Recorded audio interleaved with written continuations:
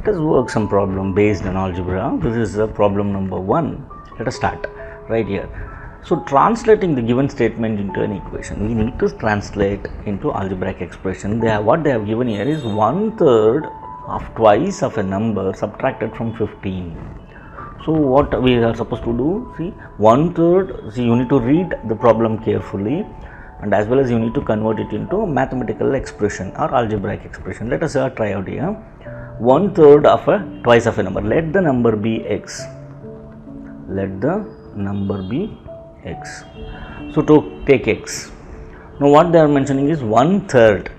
That is 1/3 of the number, right? This is 1/3 of x, right? 1/3 of twice of a number. Twice of a number is nothing but multiplied by 2x of a number subtracted from 15. This number is going to be subtracted from 15. That is 15 minus. Right, what you are going to get? You are going to get 7. So the answer here is 15 minus 2x by 3 is equal to 7. Right, this is the mathematical expression of, or algebraic expression of this.